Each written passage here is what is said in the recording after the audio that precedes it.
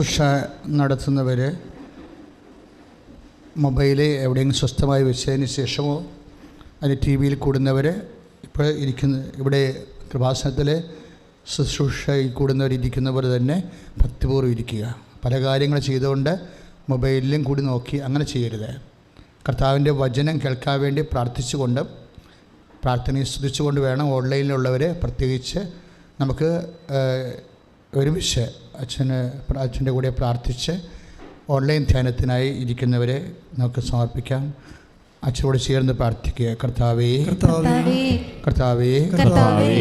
അങ്ങയുടെ വിശുദ്ധ പൗരോഹിത്യത്തെ മഹത്വപ്പെടുത്തണമേ. സഭയിലുള്ള അങ്ങയുടെ സാന്നിധ്യത്തെ ഈ ധ്യാന സമയങ്ങളിൽ പ്രത്യേകമായ വിധം പ്രകടമാക്കണമേ. അമ്മേ പരിശുദ്ധമ്മേ, ദൈവമാതാവേ, കൃപാസനത്തില് ലോകത്തിന്റെ വിവിധ ദേശങ്ങളില് ഇപ്പോഴ് ധ്യാനങ്ങളില് ഓൺലൈനില് ധ്യാനം കൂടുന്നവരെ എല്ലാവരെയും അങ്ങയുടെ തിരുമുറുവാർന്ന വലതുകരത്താൽ ആശീർവദിക്കണമേ. അമ്മേ പരിശുദ്ധമ്മേ, കൊടിയ നൊമ്പരങ്ങളിൽ ഭാരപ്പെടുന്നവരെ പ്രത്യേകം സ്പർശിക്കണമേ.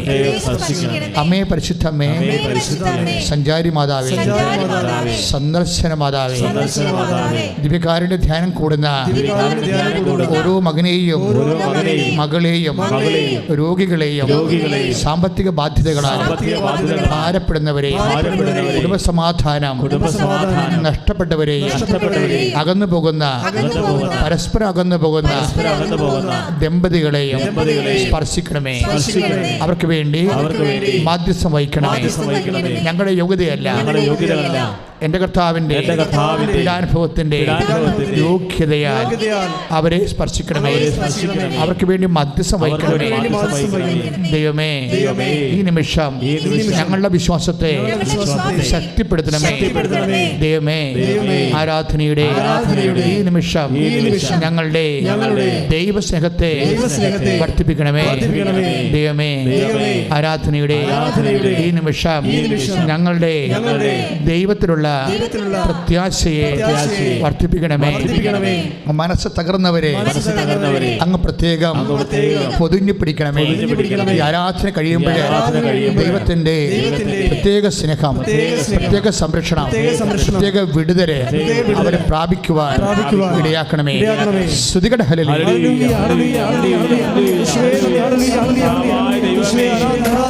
ജീവിത വിഷമങ്ങളിൽ കഴിയുന്ന ഓരോ മകനെയും മകളെയും പ്രാർത്ഥിക്കുന്ന ദിവ്യശക്തിയുടെ അഭിഷേകത്താൽ ദിവ്യകാരുണ്യത്താൽ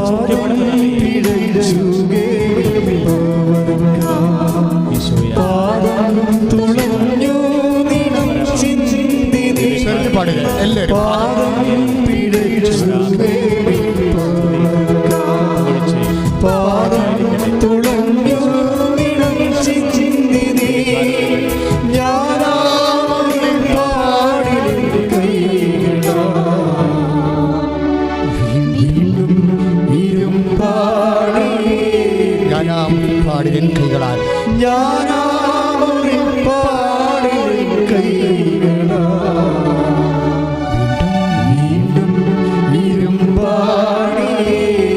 സർവേശ്വര വാഴുക.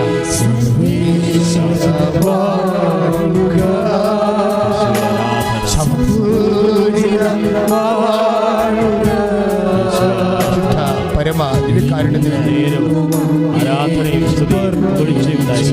പരിശുദ്ധ പരമ സർവേശ്വര വാഴുക. പരിശുദ്ധ പരമ പരിശുദ്ധ പരമ പരിശുദ്ധ പരമ ദിവ്യകാരുണ്യത്തിന് നേരവും ആരാധനയും സ്തുതിയും ഉണ്ടായിരിക്കട്ടെ.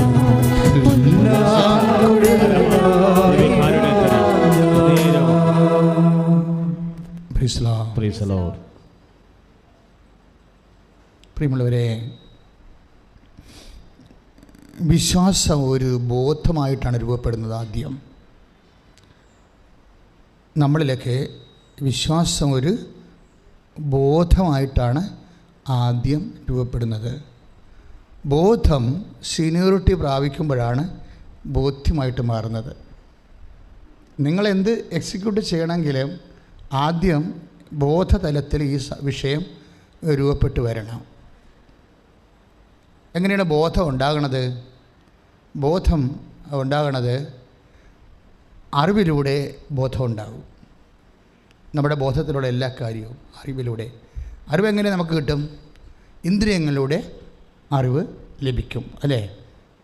കണ്ണിലൂടെ, കാതിലൂടെ, അതുപോലെ തന്നെ സ്പർശനത്തിലൂടെ, എല്ലാം പഞ്ചേന്ദ്രിയങ്ങൾ, ത്വക്കൊക്കെ ഉണ്ട് അതിൻ്റെ അകത്ത്, മൂക്കുണ്ട്, എല്ലാം വ്യത്യസ്തങ്ങളായ ഇന്ദ്രിയങ്ങളിലൂടെ. ഞാൻ ദിവസങ്ങളിൽ മുരിങ്ങൂർ ധ്യാനകേന്ദ്രത്തിന് വേണ്ടി ഗുഡ്നസ് ടി വിയിൽ നന്മ നിറഞ്ഞ മറിയമേ എന്നുള്ള ഒരു എപ്പിസോഡ് ചെയ്യുകയായിരുന്നു അവസാനത്തെ. അപ്പോൾ അതിൽ മാതാവ് പ്രത്യക്ഷപ്പെട്ട ഒരു മകളോട് അമ്മ പറഞ്ഞത്, നീ നിൽക്കുന്ന താഴ്വരയുടെ അപ്പുറത്ത് ചെല്ലുമ്പോൾ നീ ഒരു ദേവാലയം കാണും. അവിടെ ആക്ച്വലി ദേവാലയമില്ല. ഇവളവിടെ ചെല്ലുമ്പോൾ ഒരു ദേവാലയം അവൾ കാണും. ആ ദേവാലയത്തിൽ നിന്ന് സ്വർഗീയമായ സുഗന്ധം ഉയരുമെന്ന് പറഞ്ഞു. അവൾ ആ ദേവാലയത്തിൽ താഴ്വര ചെല്ലുമ്പോൾ ദേവാലയം അവിടെ ഉണ്ട്. ദേവാലയത്തിലെ സുഗന്ധമുണ്ട്. അത് ഇന്നുവരെ കേൾക്കാത്ത അഭവമായ ഒരു സുഗന്ധമാണ്. അവൾ ആ സുഗന്ധം അനുഭവിക്കും. അപ്പോഴും മാതാവ് പറയും, ഈ സ്ഥലം എൻ്റെ മകനോട് പറഞ്ഞ് ലോകത്തിൻ്റെ പാപങ്ങൾക്കും പാപികൾക്കും വേണ്ടി മാനസാന്തത്തിന് വേണ്ടി ഒരുക്കിയിരിക്കുന്ന സ്ഥലമാണ്. ഇവിടെ ദേവാലയം പണിയാൻ നീ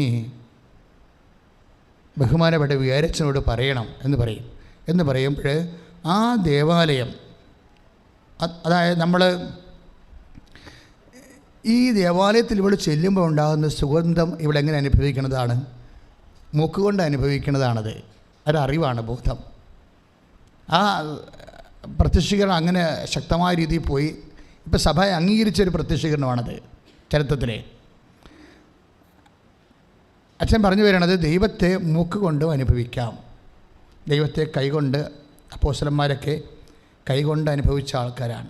ഇപ്പോൾ ഒന്ന് യോഹന്നാൻ ലേഖനത്തിൽ ഒന്നാമത്തെ ചാപ്റ്ററിൽ 1-ാമത്തെ വചനങ്ങൾ,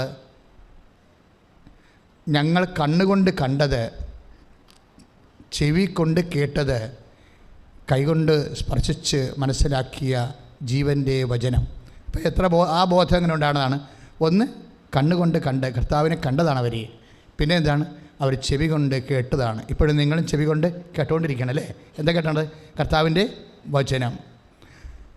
ഇനി കൈകൊണ്ട് സ്പർശിച്ചത്. അപ്പോൾ ഇങ്ങനെ പഞ്ച ഇന്ദ്രിയങ്ങളിലൂടെ ദൈവത്തിൻ്റെ അറിവ് നമ്മളിലേക്ക് വരും. ഇതിനാണ് വചനം നമ്മൾ കേൾക്കുന്നതിൻ്റെ കാരണം ഇതാണ്. അങ്ങനെ വചനം കേൾക്കുമ്പോൾ എന്താ ഉണ്ടാകണം? നമുക്ക് ബോധം ഉണ്ടാകും. ഈ ബോധം വളരണം. ഓരോരോ ദിവസം ചൊല്ലും തോറും ബോധം വളരണം. നമുക്ക് ഹെവി ഡ്യൂട്ടി, ഇപ്പോൾ ഉടമ്പടിയിൽ നിങ്ങൾ വെക്കുന്ന വിഷയം എന്താ? വലിയ ബോധമുള്ള വേണ്ട ഒരു വിഷയങ്ങളാണ് ഉടമ്പടി വരണത്. വലിയ വിശ്വാസബോധം ഉണ്ടാകേണ്ട വിഷയങ്ങൾ, ഹെവി ഡ്യൂട്ടി ആയിട്ടുള്ള സബ്ജക്റ്റാണ് ഉടമ്പടി വരണത്. അപ്പോൾ ഈ ഉടമ്പടി ഡിമാൻഡ് ചെയ്യുന്ന കുറച്ച് ഡീപ്പൻ കോൺഷ്യസ്നെസ്, ഫെയ്ത്ത് കോൺഷ്യസ്, ഇതിൽ വിശ്വാസി അപ്ഗ്രേഡ് ചെയ്യുകയും പ്രാർത്ഥിക്കുക. കർത്താവേ, ഉടമ്പടിയിൽ ഞങ്ങൾ വെച്ചിരിക്കുന്ന വലിയ കാര്യങ്ങൾ നിവർത്തിക്കുവാൻ ആവശ്യമായ വലിയ വിശ്വാസ ബോധ്യങ്ങളാൽ ഓ അമ്മേ, പരിശുദ്ധമ്മേ, ഇപ്പോഴ് ദിവ്യകാരുണ്യ ഈശോയോട് പ്രാർത്ഥിച്ച് ഞങ്ങളെ അനുഗ്രഹിപ്പിക്കണമേ. ശ്രുതികടെ സമർപ്പിച്ച് പ്രാർത്ഥിക്കുന്ന കർത്താവേ, വലിയ ബോധ്യങ്ങളിലൂടെ കർത്താവേ ദൈവാത്മാവിൽ ശക്തി പ്രാപിച്ച് വളരാൻ കൃപ നൽകണമേ. കർത്താവേ, ഉടമ്പടിയിൽ 6 നിയോഗങ്ങളുടെ മേലും ഖനായിരുന്ന ഒരു അത്ഭുതം പ്രവർത്തിക്കുമെന്ന വലിയ വിശ്വാസ ബോധ്യത്തിലേക്ക് ഞങ്ങളെ നയിക്കുന്നതിന് നന്ദി പറയുന്ന കർത്താവേ, ആരാധന. ഹല്ലേലൂയ. ചേർന്ന് പാടാം.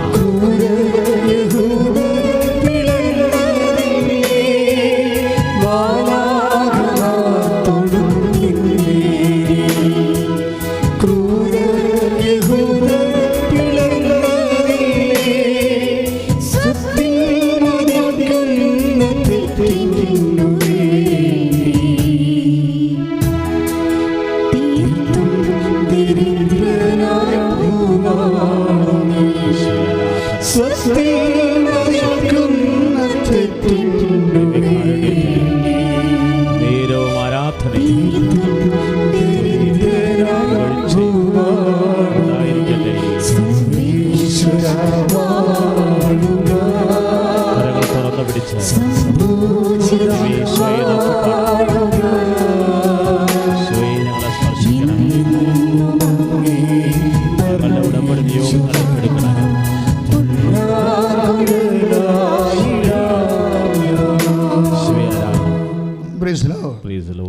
ഉടമ്പടി നമ്മൾ വെച്ചിരിക്കുന്ന എല്ലാ വിഷയങ്ങളും ഹെവി ഡ്യൂട്ടി വിഷയങ്ങളാണ്. എന്ന് വെച്ച് കഴിഞ്ഞാൽ വലിയ കാര്യങ്ങളാണ്. വലിയ കാര്യങ്ങളെന്ന് പറയുന്നത് എന്താണ്? നമ്മുടെ ശേഷിക്കും ശേഷിക്കും മണി പവർ, മസിൽ പവർ, അങ്ങനെയുള്ള നമ്മളുടെ ഭൗതികമായ കഴിവിന് അപ്പുറത്തുള്ള കാര്യങ്ങളാണ് വലിയ കാര്യങ്ങൾ, അല്ലേ? ഈ ദൈവം വലിയ കാര്യങ്ങൾ ചെയ്യുന്ന ദൈവമാണ് എന്ന് നമ്മൾക്ക് വെളിപാട് നൽകിയത് ആരാണ്? പരിശുദ്ധ അമ്മയിലൂടെയാണ് ആ വെളിപാട് കിട്ടിയത്, അല്ലേ? വിശുദ്ധ ലൂക്കായുടെ സുവിശേഷം 1:49. വിശുദ്ധ ലൂക്കായുടെ സുവിശേഷം 1:49 എന്തിനാണ്? ശക്തനായവൻ ഒന്ന് പറഞ്ഞേ, ശക്തനായവൻ എനിക്ക് വലിയ കാര്യങ്ങൾ ചെയ്തിരിക്കുന്നു. അപ്പം 2 കാര്യങ്ങളാണ് പരിശുദ്ധാത്മാവ് പരിശുദ്ധ അമ്മയിലൂടെ നമുക്ക് വെളിപ്പെടുത്തിയത്. എന്താണ്? ഒന്ന്, ദൈവം ശക്തനാണ്. അതിൻ്റെ അർത്ഥം എന്താണ്? നമ്മൾക്ക് ശക്തിയില്ലെങ്കിലും ശക്തനായവൻ നമ്മുടെ കൂടെ ഉണ്ട്. കൈയിടിച്ച് കർത്താവിനെ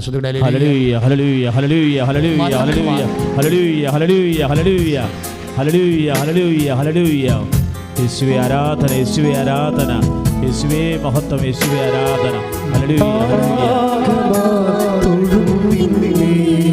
യേശുവേ ആരാധന.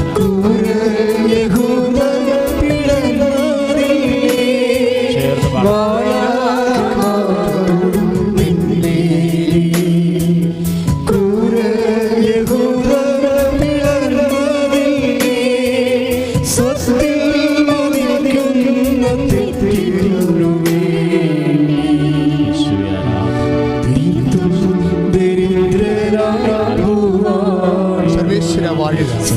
പരിശുദ്ധ പരമദിവ്യകാരുണ്യത്തിന്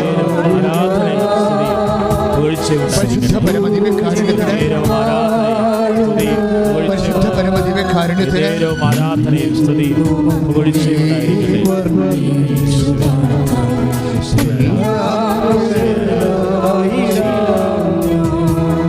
ഈ വിഷയത്തെക്കുറിച്ച് നിങ്ങൾക്കൊരു ബോധമായല്ലേ? എന്നാ ബോധമാണ്?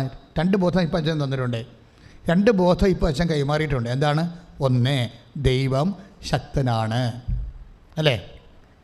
ദൈവം ശക്തനാണെന്ന് പറഞ്ഞാൽ അതിൻ്റെ അർത്ഥം എന്താണ്? നമ്മൾ അശക്തരാണെങ്കിലും പേടിക്കേണ്ട കാര്യമില്ല. അതൊരു ബോധമാണ്. ദൈവം ശക്തനാണ്. എവിടെ കിട്ടിയതാണ് ഈ ബോധം?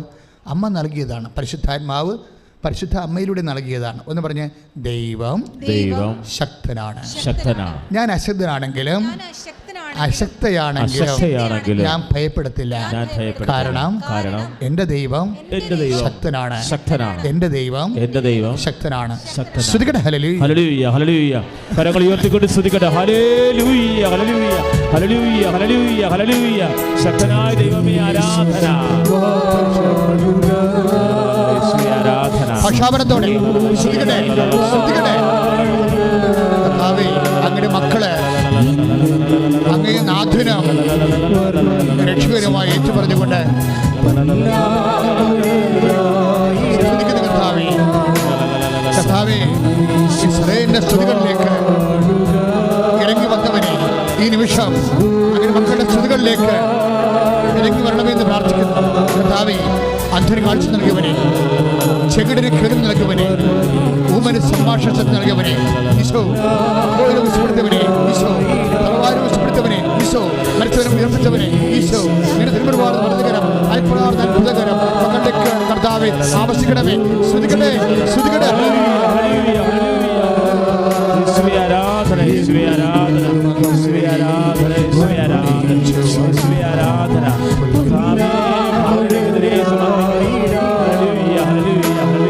പരിശുദ്ധ പരിശുദ്ധ പരമ ദിവ്യകാരുണ്യത്തിന് ആരാധനയും സ്തുതിയും പുകഴ്ചയും ഉണ്ടായിരിക്കട്ടെ. മക്കളെ, ദൈവം ശക്തനാണെന്നുള്ള ബോധം കിട്ടിയപ്പോൾ അടുത്ത പടി എന്താ? ദൈവം ശക്തനാണ്, പിന്നെ എന്താണ്? ദൈവം വലിയ കാര്യങ്ങൾ ചെയ്യുന്നവനാണ്. ഒന്ന് പറഞ്ഞേ, ദൈവം ശക്തനാണ്, കാര്യങ്ങൾ ചെയ്യുന്നവൻ. ദൈവം വലിയ കാര്യങ്ങൾ ചെയ്യുന്നവനാണ്. ദൈവം വലിയ കാര്യങ്ങൾ ചെയ്യുന്നവനാണ്. അപ്പം ദൈവം വലിയ കാര്യങ്ങൾ ചെയ്യുന്നവനാണെങ്കിലുള്ള ഗുണം എന്താണ്? നമ്മൾക്കും പരിശുദ്ധ അമ്മയ്ക്ക് ചെയ്തു കൊടുത്ത പോലെ വലിയ കാര്യങ്ങൾ നമ്മൾക്കും ചെയ്തു തരും. ഉറപ്പല്ലേ? ഈ ഉറപ്പുള്ളൊരു കൈവയ്ക്കേ. Praise the Lord. ഹല്ലേലൂയ. അപ്പം നമ്മൾക്കും ദൈവം വലിയ കാര്യങ്ങൾ ചെയ്തു തരും. എന്താ കാര്യം എന്നറിയാമോ? ദൈവത്തിലുള്ള എല്ലാം, ദൈവം എന്തെല്ലാം ചെയ്യുന്നു അതെല്ലാം നമുക്കും വേണ്ടി കൂടെ ഉള്ളതാണ്. അതൊരു ബോധമാണ്. ദൈവം എന്തെല്ലാം ലോകത്ത് ചെയ്യുന്നോ, ദൈവം എന്തെല്ലാം ആയിരിക്കുന്നുവോ അതെല്ലാം ദൈവത്തിന് വേണ്ടിയുള്ളതല്ല. എന്താ? നമുക്ക് വേണ്ടിയുള്ളതാണ്. ഇതാരുടെ വിശ്വാസമാണ്? ആരുടെ ബോധമാണിത്? ആദിമസഭയുടെ ബോധമാണ്. ദൈവം എന്തോ ആയിരിക്കുന്നോ അതെല്ലാം നമുക്ക് വേണ്ടി കൂടി ആയിരിക്കുന്നതാണ്. ഇതാരുടെ ബോധമാണ്? ആദിമസഭയുടെ ബോധമാണ്. എന്താണ് ആ ബോധം? ആ ബോധം എന്ന് പറയുന്നത് റോമ 8:41. സ്തുതിക്കട്ടെ, സ്തുതിക്കട്ടെ. ഹല്ലേലൂയ, ഹല്ലേലൂയ, ഹല്ലേലൂയ, ഹല്ലേലൂയ, ഹല്ലേലൂയ. കരങ്ങൾ ഉയർത്തിക്കൊണ്ട് സ്തുതിക്കട്ടെ. ഹല്ലേലൂയ, ഹല്ലേലൂയ, ഹല്ലേലൂയ, ഹല്ലേലൂയ. അതിശക്തമായി സ്തുതിക്കട്ടെ. ദൈവിക കൃപകൾ നിറയുന്ന സമയമാണ്. ദൈവസ്നേഹത്തോടെ സ്തുതിക്കട്ടെ. നിയോഗങ്ങൾ ഓർത്ത് പ്രാർത്ഥിക്കട്ടെ. ജീവിത ദുരിതങ്ങൾ സമർപ്പിച്ച് പ്രാർത്ഥിക്കട്ടെ. ദൈവം ശക്തനാണ്, വലിയ കാര്യങ്ങൾ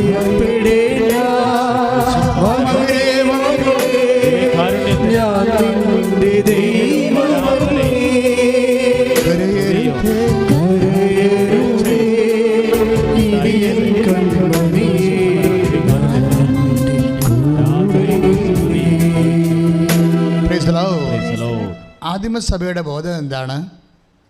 8:11, റോമ 8:11.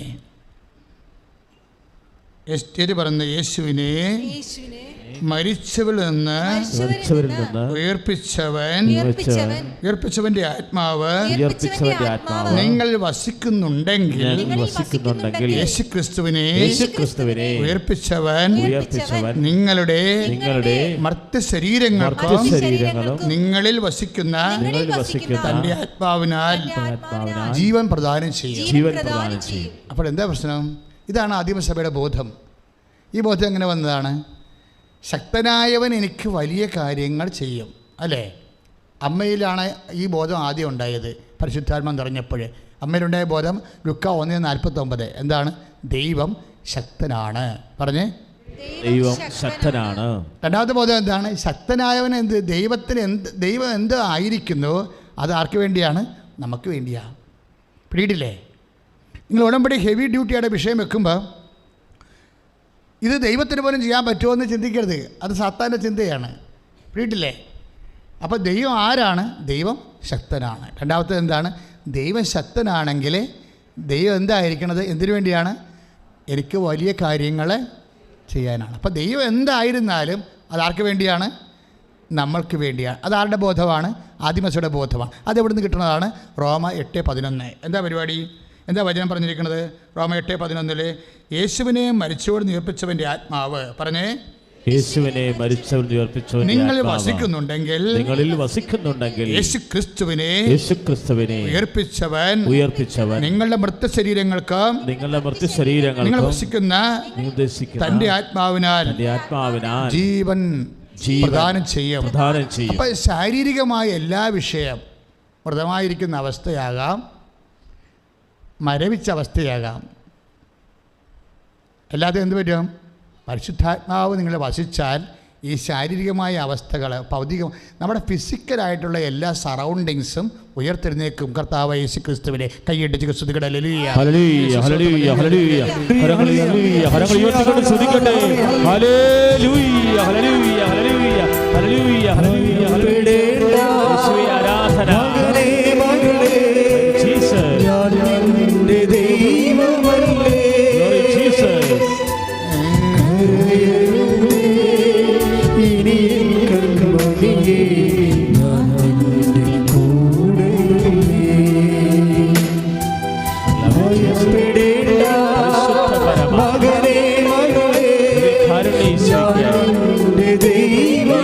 ആരാധന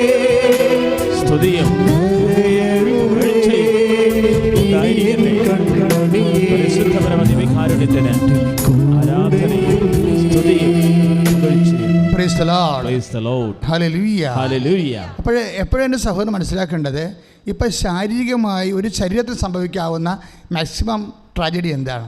നമ്മുടെ ശരീരത്തിന് സംഭവിക്കാവുന്ന മാക്സിമം ട്രാജഡി എന്താണ്? ചത്തുപോകുക എന്നുള്ളതാണ്. അല്ലേ? അങ്ങനെ ഒരു മനുഷ്യൻ മരിച്ചു പോകുന്നതാണ് ആ മനുഷ്യൻ്റെ ശരീരത്തിന് സംഭവിക്കാവുന്ന ഏറ്റവും വലിയ ട്രാജഡി.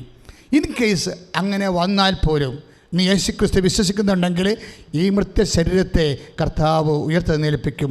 കൈയിടിച്ച് സ്തുതിക്കട്ടെ. ഹല്ലേലൂയ, ഹല്ലേലൂയ, ഹല്ലേലൂയ. കരങ്ങൾ ഉയർത്തിക്കൊണ്ട് സ്തുതിക്കട്ടെ. ഹല്ലേലൂയ, ഹല്ലേലൂയ, ഹല്ലേലൂയ, ഹല്ലേലൂയ, ഹല്ലേലൂയ. യേശുവേ ആരാധന. ഹല്ലേലൂയ, ഹല്ലേലൂയ, ഹല്ലേലൂയ. പരിശുദ്ധ പരമദിവ്യകാരുണ്യത്തിന് ആരാധനയും സ്തുതിയും എപ്പോഴാണ് ഉയർപ്പിൻ്റെ പ്രക്രിയ സംഭവിക്കുന്നത്? നിങ്ങൾക്കറിയാമല്ലോ, മരിച്ചവനെപ്പോലെ ഉയർപ്പിക്കുകയാണെങ്കിൽ, നിത്യത അവന് നൽകുകയാണെങ്കിൽ, യേശുവിൽ വിശ്വസിക്കുന്ന മരിക്കയില്ലെങ്കിൽ നിത്യമായി ജീവിക്കുമെങ്കിൽ തീർച്ചയായിട്ടും നിൻ്റെ ഭൗതികമായിട്ടുള്ള എല്ലാ വിഷയങ്ങളും മരവിച്ച് കിടക്കുന്നതെല്ലാം, നിൻ്റെ IELTS ആയാലും ശരി പറയില്ല അച്ഛാ 11ാമത്തെ പ്രാവശ്യം എഴുതിയിട്ടാണ് ഇപ്പോൾ ഉടമ്പടി എടുക്കാൻ വന്നിരിക്കുന്നത്. 11ാമത്തെ പ്രാവശ്യം എഴുതിയിട്ടാണ് ഇപ്പോൾ ഉടമ്പടി എടുക്കാൻ വന്നത്. മരവിച്ച് പോയെന്ന് അർത്ഥം അല്ലേ? അവളുടെ വിദ്യാഭ്യാസ ജീവിതം മുഴുവനും മരവിച്ച് പോയി. ഇപ്പോൾ ഇന്നലെ ഒരു സാക്ഷ്യം ഉണ്ടായി. ആ കുഞ്ഞിൻ്റെ പേര് ഞാൻ മറന്നുപോയി. അലക്സാണ്ടർ അച്ഛനാണ് സാക്ഷി എടുത്തത്. ഞാനുണ്ടായിരുന്നു ആ സമയത്ത് അൾത്താറയിൽ. അവളുടെ പ്രശ്നം, അവൾക്ക് ഈ നാളെ ലാസ്റ്റ് ഡേറ്റാണ്. എവിടെ പോകണ്ട? വിസ കാലാവധി തീരണ ലാസ്റ്റ് ഡേറ്റാണ്. അവൾ നാട്ടിൽ നിൽക്കുകയാണ്. ഒരു പിടിയില്ലാതെ നിൽക്കുകയാണ്. എല്ലാ പിടിയും വിട്ട് നിൽക്കുകയാണ്. മരവിച്ച് നിൽക്കുകയാണ്. മരവിച്ച ശരീരം, മരവിച്ച ജീവിതം. അവളൊരു മനസ്സിലൊരു പ്ലാൻ ചെയ്ത് എന്താണെന്നറിയാമോ? ഇനി ഞാൻ ഈ മരവിച്ച അവസ്ഥയിൽ നിന്ന് മാറണമെങ്കിൽ അമ്മയുടെ മണ്ണിൽ ചവിട്ടിയാൽ മാത്രമേ എൻ്റെ മുമ്പിലൊരു വഴിയുള്ളൂ.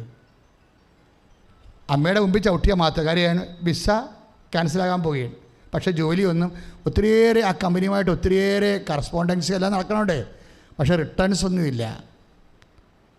ഇവർക്ക് ജോലി ഓഫർ ചെയ്ത കമ്പനിയുമായിട്ട് എല്ലാ പേപ്പറുകളും കൊടുക്കുന്നുണ്ട്. പക്ഷേ വിസ ക്യാൻസലാകുന്നതിന് മുമ്പ് ജോലി കിട്ടണം.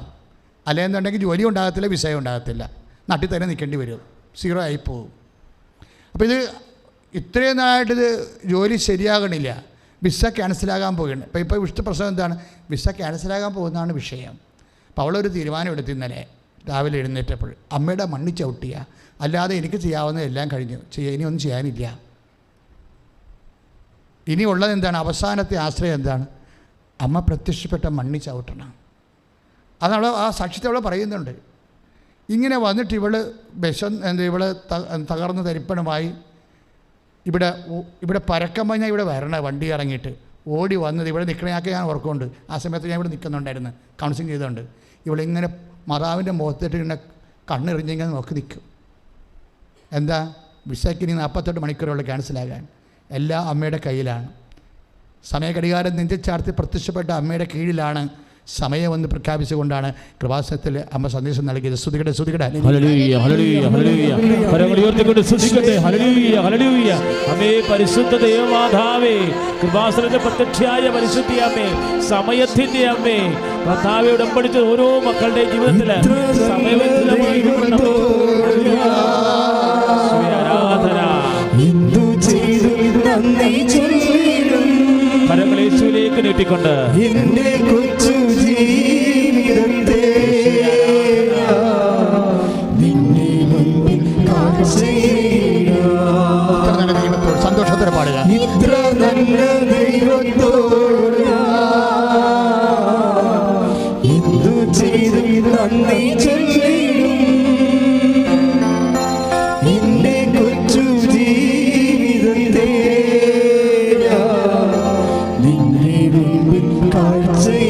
എൻ്റെ കൊച്ചു ജീവിതത്തെ ഒരുമിച്ച് പാടുക.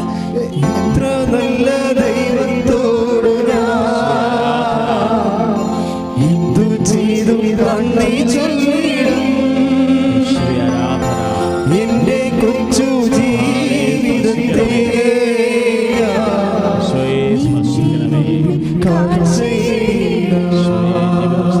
അതാണ് ദൈവത്തെ അറിയണ ഒരു ബോധം. ഇവളിങ്ങനെ കണ്ണ് ഭ്രാന്തമായി അമ്മയെ നോക്കി അവസാനം ഏൽപ്പിച്ചിട്ട് ഇങ്ങനെ തിരിഞ്ഞ് ആ 2 കുഞ്ഞുങ്ങളെ മക്കളിരിക്കണം അവിടെ ചെന്നിട്ടുണ്ട്. അപ്പോഴവിടെ മൊബൈലിൽ ഫോൺ വന്ന് എന്താണ് നിൻ്റെ കമ്പനി ജോലി റെഡിയായി കയറി വരാൻ. ഇത്രയുമാണ് സ്പീഡ്. അമ്മയുടെ മുഖത്ത് നോക്കി തിരികെ സ്പീഡ്.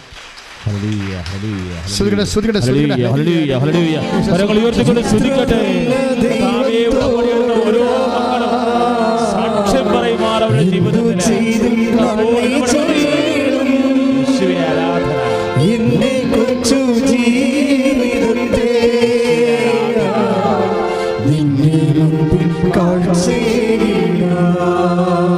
പരിശുദ്ധ പരമദിവ്യകാരുണ്യത്തിന് ഞാൻ ചില സമയത്ത് ഓർക്കുകയും, ഈശോ പറഞ്ഞ വാക്കുകൾ ഏറ്റവും വലിയ വാക്ക്, എല്ലാ വാക്കുകളും വലിയ വാക്കുകളാണ്. പക്ഷെ നമ്മളെ വല്ലാതെ ഇങ്ങനെ ആശ്വസിപ്പിക്കുന്നൊരു വാക്കുണ്ട്. എന്താണെന്നറിയാവോ? I will not disown you at any cost. ഞാൻ നിന്നെ ഒന്ന് പറഞ്ഞേ, ഞാൻ നിന്നെ ഒരു കാരണവശാലും ഉപേക്ഷിക്കുകയോ അവഗണിക്കുകയോ ഇല്ല. അത് ഒരു പ്രാവശ്യമല്ല. ഇപ്പം ഇത് ആച്ചാനിപ്പ പറഞ്ഞ വാക്ക് ഹെബ്രായർ 13:5 വാക്കാണ്. ഹെബ്രായ ലേഖനം, പൗലോസിൻ്റെ ഹെബ്രായ ലേഖനമാണ്. എന്താണ് 13:5? ഇത് ആരോടെ പറഞ്ഞ? ആദ്യം ഇത് ജോഷുവയോട് പറഞ്ഞതാണ്. ജോഷുവയോട് ആര് പറഞ്ഞു? മോസസ് പറഞ്ഞു. എവിടെ പറഞ്ഞു? നിയമാവർത്തനത്തിൽ പറഞ്ഞു. നിയമാവർത്തനത്തിൽ അതായത് 31-ാം അധ്യായത്തിൽ ജോഷുവയോട് മോസസ് പറയുന്നതാണ്. എന്താണ്? ഫസ്റ്റ് ഓഫറിങ് നമുക്ക് തന്നിട്ടുള്ള ഉറപ്പ് എന്താ? ദൈവം നമുക്ക്, നീ ശക്തനും ധീരനുമായിരിക്കുക, നീ മുന്നോട്ട് പോവുക. ജീവിതയാത്രയുടെ മുന്നിൽ നിൽക്കുന്ന ഓരോ വ്യക്തിയോടും ബൈബിൾ പറയും. എന്താണ് പറയും? ശക്തനും ധീരനുമായിരിക്കുക, ശക്തയും ധീരയുമായിരിക്കുക. എന്താണ്? ഞാൻ നിൻ്റെ മുമ്പേ വരുമെന്ന്. ഞാൻ നിൻ്റെ മുമ്പേ വരും. നമ്മൾ നിവർത്തനം 31:5 വായിക്കുമ്പോഴും ഹെബ്രായർ പൗലോസിന് എവിടെ നിന്ന് കിട്ടിയതാണ്? ഹെബ്രായർ 13:5 പൗലോസ് പറയും, at any cost I will not disown you എന്ന് വെച്ച് കഴിഞ്ഞാൽ എന്താണ്? ഒരു കാരണവശാലും. ഇപ്പം ചെറിയ പറയില്ലേ, പൂർവികരുടെ പാപമാണ് എന്നൊക്കെ പറഞ്ഞില്ലേ ആൾക്കാരൊക്കെ എന്തുമാത്രം തരത്തിൽ വഴി തെറ്റിച്ചൊക്കെ വിടും, പേടിച്ച് ആ ബന്ധനം അഴിക്കണം, ഈ ബന്ധനം അഴിക്കണം എന്നൊക്കെ പറഞ്ഞില്ലേ. കർത്താവിൻ്റെ വചനം എന്താ പറയണത്? ബന്ധനമൊക്കെ അവിടെ ഇരിക്കട്ടെ, ഒരു കഥയില്ല, എല്ലാം സ്വപ്ന ബന്ധനങ്ങളാണ്. നീ യേശുക്രിസ്തുവിനെ അർപ്പിക്കപ്പെട്ട് കഴിഞ്ഞാൽ പിന്നെ ആർക്ക്? അതാണ്. അതായത് റോമ 8:35 വചനം. അതായത് ശ്രുതിക്കട്ടെ മക്കളെ, വലിയ ബോധ്യങ്ങൾ നൽകണമേ എന്ന് പ്രാർത്ഥിക്കുന്നു. വചന വെളിപാടിലൂടെ സംസാരിക്കണമേ എന്ന് പ്രാർത്ഥിക്കുന്നു. ഉടമ്പടി നിയോഗങ്ങളുടെ മേൽ സ്പർശിക്കണമേ എന്ന് പ്രാർത്ഥിക്കുന്നു. കർത്താവേ, ഭവനരഹിതരെ സ്പർശിക്കണമേ. ജപ്തി നടപടികളിൽ കോടതി കേസിൽ കിടന്നവരെ സ്പർശിക്കണമേ. റോമ 8:35 ആർക്ക് അല്ലെങ്കിൽ എന്തിനെ യേശുവിൻ്റെ സ്നേഹത്തിൽ നിന്ന് നിന്നെ വേർപെടുത്താൻ കഴിയും? എന്തിനാ? പൂർവികരുടെ ദോഷങ്ങൾക്കാ, നമ്മുടെ സ്വന്തം പാപങ്ങൾക്കാ എന്ന് പറഞ്ഞു. അതായത് ദൈവത്തിൻ്റെ വചനത്തിൽ വിശ്വസിച്ചുകൊണ്ട് നമുക്ക് മാനുഷികമായ ബലഹീനതയൊക്കെ ഉണ്ടാകാം. നമ്മളത് പരിഹരിക്കാൻ വേണ്ടി ജീവിതകാലം മുഴുവൻ പരിശ്രമിക്കാം. ആ പരിശ്രമം കാണുന്ന ഒരു ദൈവം നിൻ്റെ എന്താണ് അതിൽ നിന്ന് അളന്നെടുക്കുന്നത്? നിൻ്റെ പരിശ്രമമാണോ? അല്ല, മറിച്ച് നിനക്ക് ഈ ദൈവത്തോടുള്ള സ്നേഹമാണ്. ദൈവവേദനേ, ഒരു പാപത്തിൻ്റെ ഒരു അവസ്ഥയിൽ നിന്ന് നീ രക്ഷപ്പെടാൻ വേണ്ടി പരിശ്രമിക്കുമ്പോൾ വാട്ട് ഗോഡ് കൗണ്ട്സ്, ദൈവം എന്താണ് അതിനെ എണ്ണണത്? നിൻ്റെ പശ്ചാത്താപത്തെയാണ് എണ്ണണത്. പാപത്തിനെതിരെയുള്ള നിൻ്റെ പോരാട്ടത്തെയാണ് എണ്ണണത്. No not. പിന്നെ എന്താണ്? നിന്റെ ദൈവസ്നേഹത്തെ. കൈയിടിച്ച് കർത്താൻ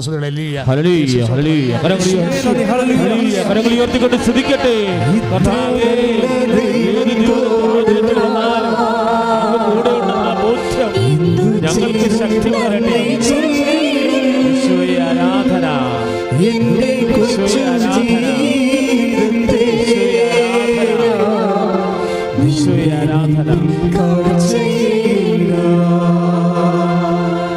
ഇത്ര നല്ല സ്പർശിക്കണമേ. എന്തു ചെയ്തു നന്ദി ചൊല്ലിടും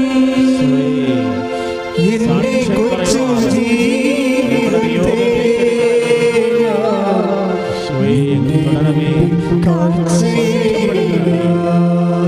പ്രിയപ്പെട്ടവരെ, റോമ 8:11 നമ്മൾ വായിച്ചതിൻ്റെ അടിസ്ഥാനം എന്താണ്? അതായത് റോമ 8:11 നമ്മൾ വായിച്ചില്ല. അതിൻ്റെ അടിസ്ഥാന വചനം വരുന്നത് റോമ 10:9. ഈ ഫിസിക്കലായിട്ടുള്ള മരവിച്ച അവസ്ഥ സാഹചര്യം. ഇപ്പോൾ അവളെ കണ്ട അവളുടെ ജീവിതം മരവിച്ച് വന്നതല്ലേ, ഇവിടെ മരവിച്ച് തകർന്നു വന്നതാണ്. ആ സംഭവം പെട്ടെന്നാണ് ടേക്കപ്പ് ചെയ്തത്. അവിടെ എല്ലാം മരവിപ്പെല്ലാം മാറി അവൾ സന്തോഷിച്ച് സാക്ഷ്യം പറഞ്ഞാൽ ഇവിടുന്ന് പോണത്. അവൾക്കിവിടെ വരം വരെ സാക്ഷിയില്ല, ഈ നിമിഷം വരെ. ഇവിടെ വന്നു കഴിഞ്ഞ് സംഭവിച്ച കാര്യങ്ങളാണെല്ലാം. ഇതിലേ വരുന്ന സംഭവിച്ചു കഴിഞ്ഞാൽ ഈ നമ്മൾ പറയുന്ന യേശുവിനെ മരിച്ചവെന്ന് ഉയർപ്പിച്ചവൻ്റെ ആത്മാവ്, മരിച്ചവെന്ന് ഉയർപ്പിക്കുക എന്ന് വെച്ച് കഴിഞ്ഞാൽ ചത്ത് കഴിഞ്ഞതിന് ശേഷം ഉയർപ്പിക്കുന്ന കേസ് കിട്ടും മാത്രമല്ല, വചനത്തിന് എല്ലാ സമയത്തും ഉയർപ്പിക്കൽ ശക്തിയുണ്ട്. വചനത്തിന് ഏതെങ്കിലും ഒരു ഘട്ടത്തിൽ മാത്രമല്ല ഉയർപ്പിക്കൽ ശക്തി, വചനത്തിന് എല്ലാ സമയത്തും ആർക്കാണ് വചനത്തിനെ വിശ്വസിക്കാൻ കഴിയുന്നത്, അവരുടെ എല്ലാം ജീവിതത്തിൽ വചനം ഉയർപ്പിക്കൽ ശക്തി ആപ്ലിക്കബിളാണ്.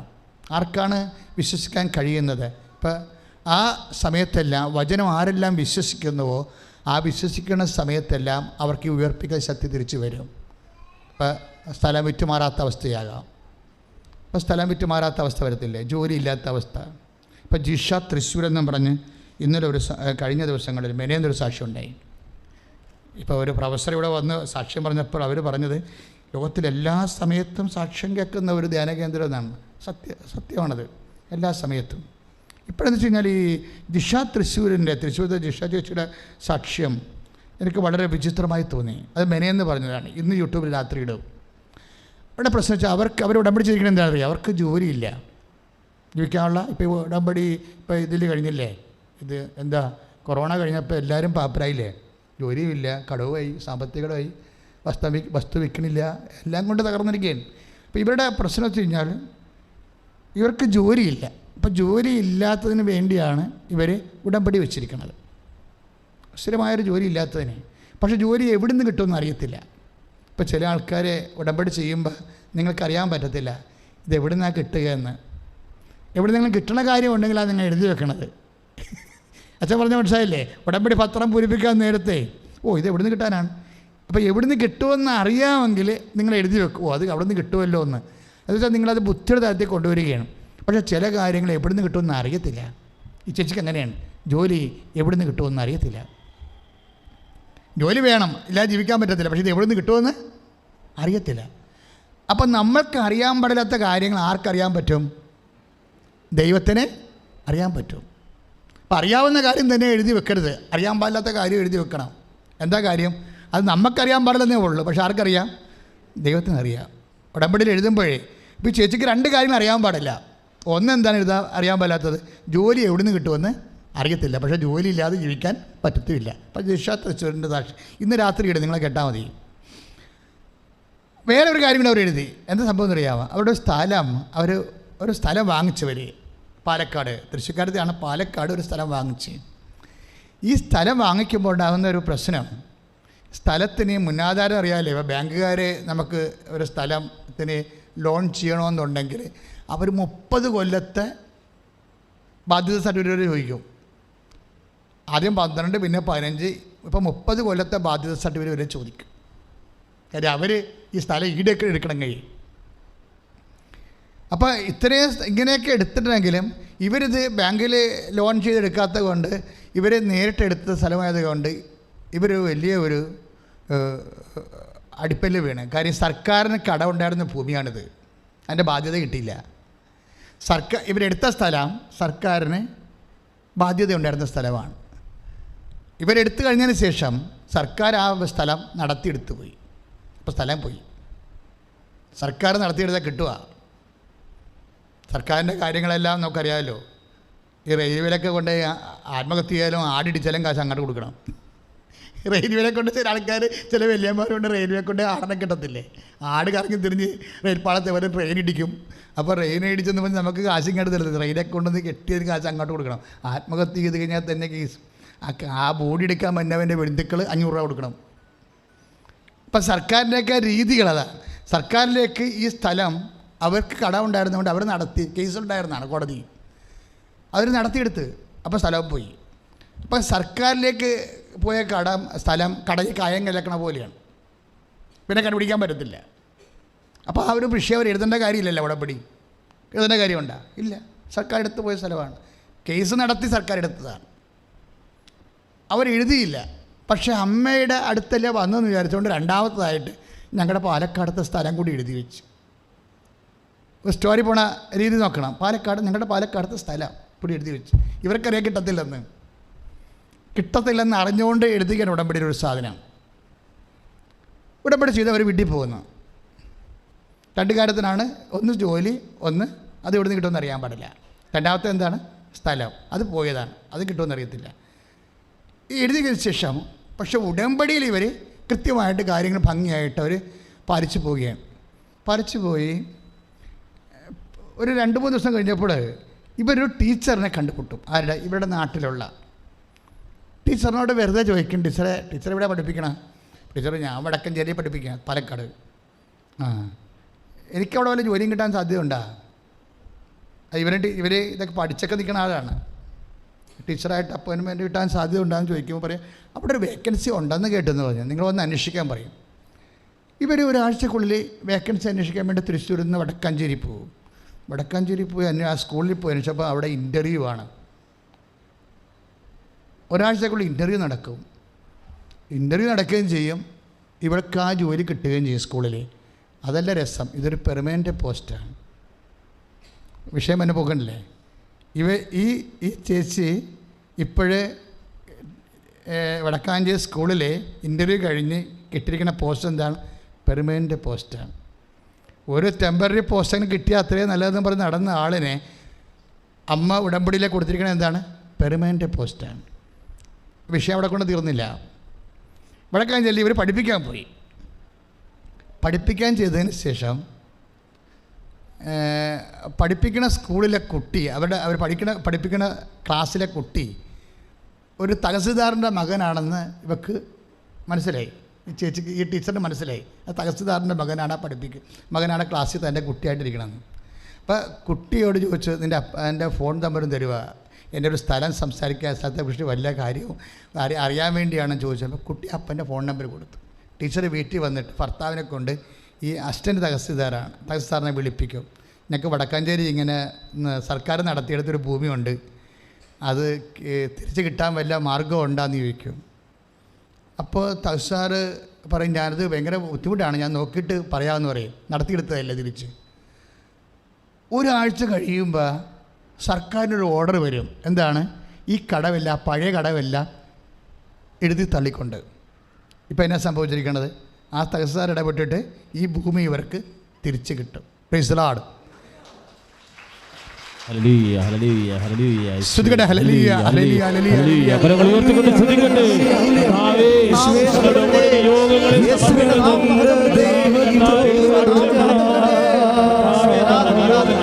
എന്തു ചെയ്തും നന്ദി ചൊല്ലിടും എന്റെ കൊച്ചു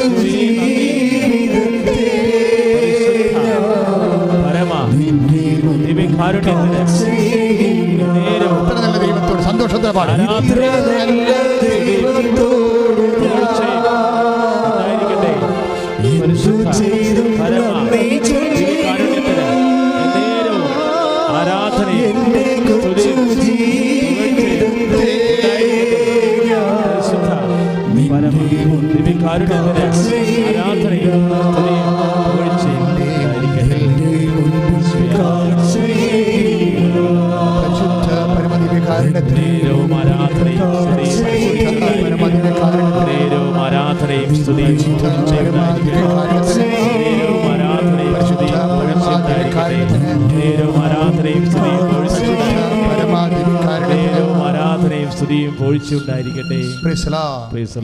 അപ്പോൾ ഈ മൂവ്മെൻറ്റ്, ഉടമ്പടി മൂവ്മെൻറ്റ് വർക്ക് ചെയ്യണ രീതി കണ്ടില്ലേ മക്കളെ?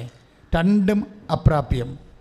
രണ്ടും എവിടെയാണ് നമുക്ക് എവിടെയാണ് വിഷയം തുടങ്ങണമെന്ന് അറിയത്തില്ല. ഈ രണ്ടും വിത്തിൻ 20 days ഈ സംഭവം സെറ്റ് ചെയ്യണ രീതി. ഇതാണ് ഉടമ്പടിയുടെ ഉടമ്പടിയുടെ ബേസിക് ഫോർമുലയുടെ പവറാണത്. ഉടമ്പടിക്ക് ഒരു ബേസിക് ഫോർമുല ഉണ്ടല്ലോ, ഇതിൻ്റെ ഒരു പവറാണ്. അതെന്താണ് വർക്ക് ചെയ്യണത്? ആ ബേസിക് ഫോർമുല ഉടമ്പടി. എന്നിട്ട് രസമുള്ളത് ചെയ്യണൊരു കാര്യമുണ്ട്. എന്താണെന്നറിയോ? ടീച്ചർ ഈ സ്ഥലം ഉപേക്ഷിച്ച് പോകുന്നൊരു ദിവസമുണ്ട്.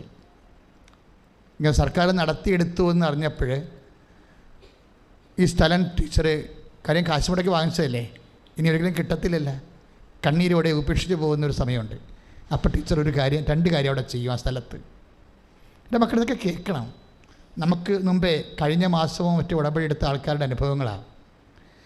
ഈ സ്ഥലത്ത് കണ്ണീരോടെ വിട്ടുപോകുമ്പോൾ താൻ കാശ് കൊടുത്ത് മേടിച്ച സ്ഥലം തനിക്ക് കിട്ടത്തില്ല എന്ന് മനസ്സിലാക്കി ആ സ്ഥലം വിട്ടുപോരുമ്പോൾ അവിടെ ചെയ്യണൊരു കാര്യമുണ്ട്. എന്താണ്?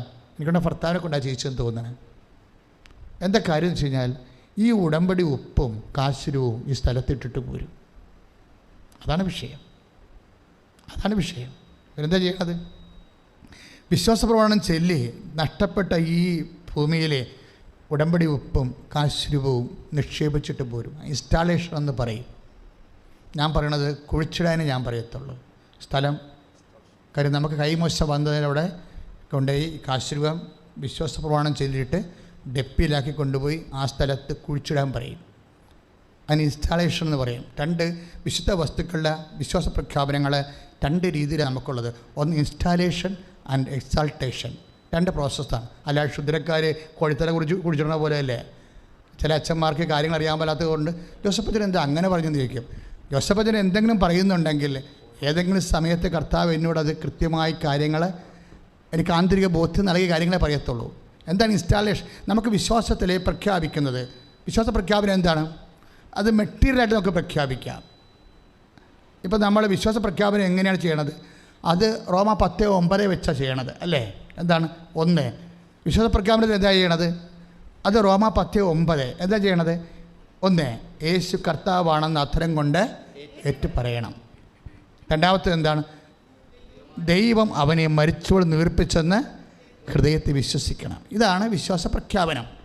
ഈ വിശ്വാസ പ്രഖ്യാപനത്തിൻ്റെ മെറ്റീരിയൽ സൈഡുണ്ട്, ഇമ്മെറ്റീരിയൽ സൈഡുണ്ട്. മെറ്റീരിയൽ സൈഡ് എന്ന് പറയുന്നത് നമ്മൾ കഴിക്കുന്ന തേന്, അതുപോലെ തന്നെ ഉടമ്പടി തൈലം, അതിൻ്റെ മെറ്റീരിയൽ സൈഡാണ്. ഇമ്മെറ്റീരിയൽ സൈഡ് എന്ന് പറയുന്നത് എന്താണ്?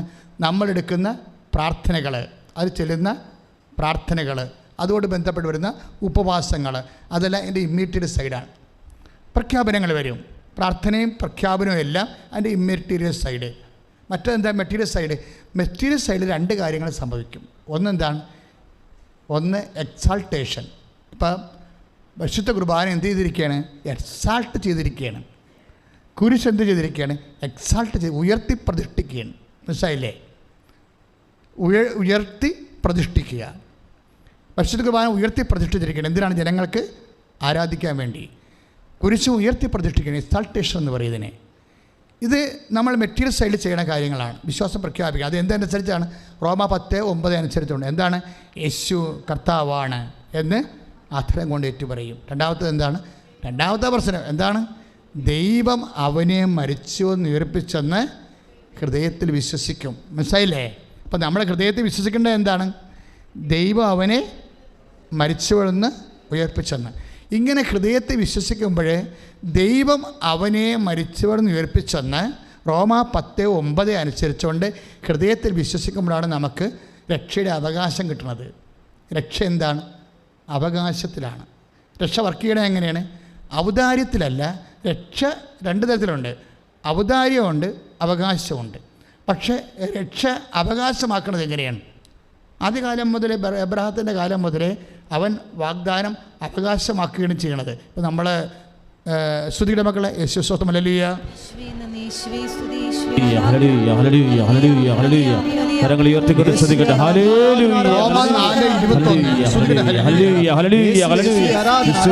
വെളിപാടുകൾ നൽകണമേ കർത്താവേ.